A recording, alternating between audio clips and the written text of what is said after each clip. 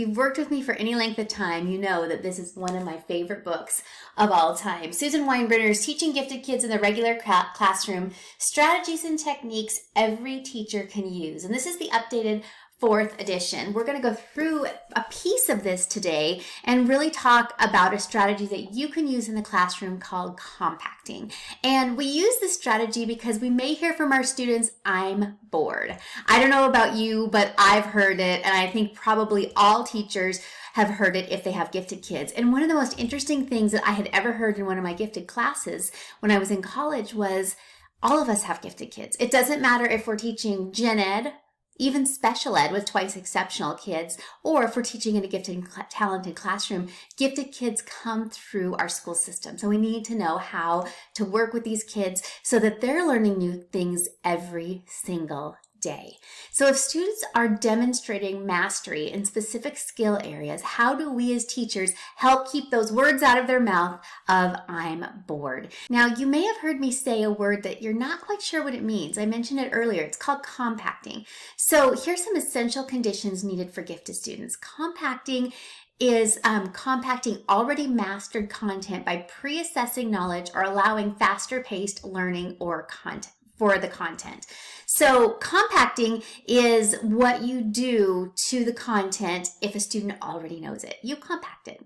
And another thing that you can do is called differentiating. And when you differentiate instruction, you do it so that students can work on higher level activities that truly challenge them. So let's talk about how we could actually do this in the classroom so it's not something that's going to put more work on your plate, but it's not going to be as hard as some might think it is.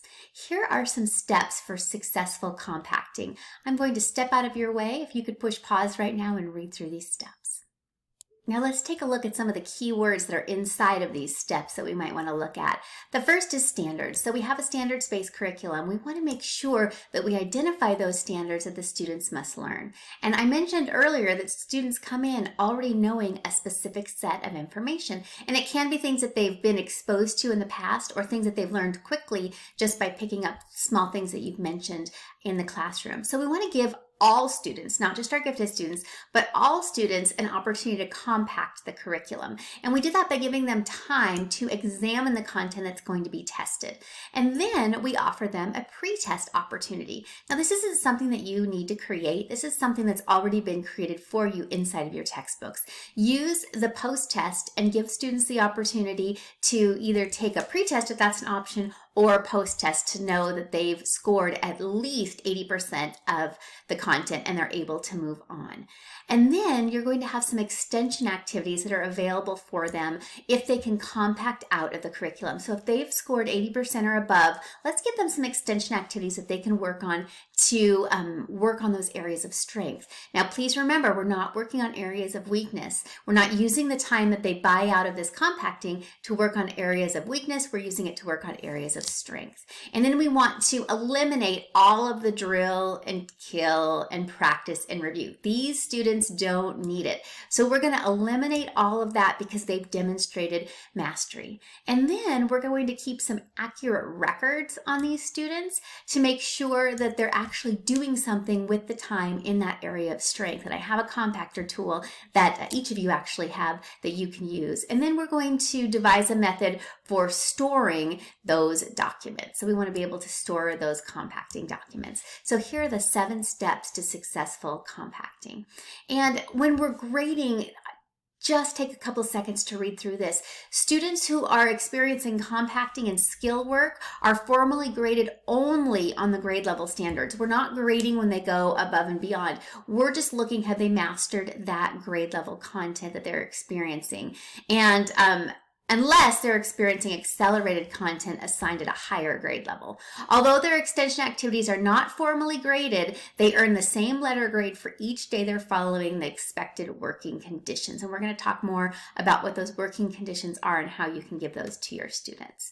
So here's the strategy we're going to look at today. And this one is called Most Difficult First. And so if you're teaching a concept or a standard, this is really an entry-level differentiation implementation strategy for teachers. You're going to give the class time to practice that standard. And then you're going to offer the most difficult first strategy to students who need less practice to show mastery. So you might be saying, what is most difficult first? Most difficult first is you might go in and you might circle the 5 most difficult math problems. If those students are able to master those 5 problems, then they don't need to complete the rest of the assignment. They don't need the drill and the practice. They've got it already mastered.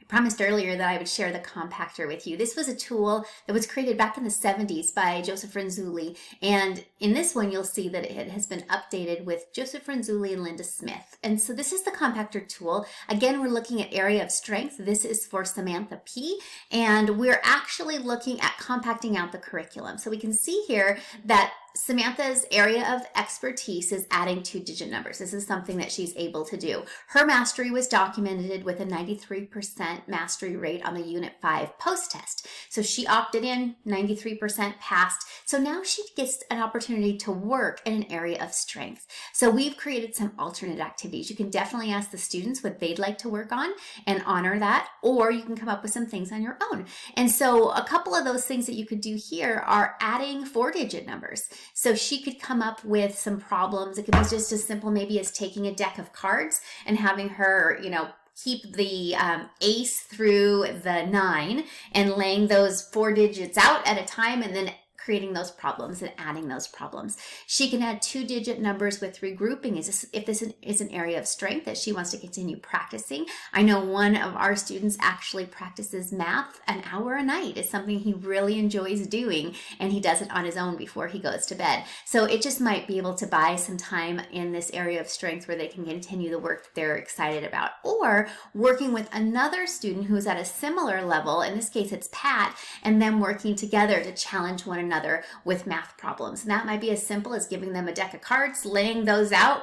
Pat puts the numbers on the top, the 4 numbers. Susie or Samantha puts the numbers on the bottom, and then who can solve the problem the quickest. And so there are just some easy things that they can do while you're teaching the math lesson that allows them to work at their level. They're not going to be learning material that having to listen to material that they already know, and they are engaged in the work. So this is called the Compactor, and this is a simple way that you can use this strategy most difficult first in your classroom with your students. Reach out if you have any questions at all. Bye for now.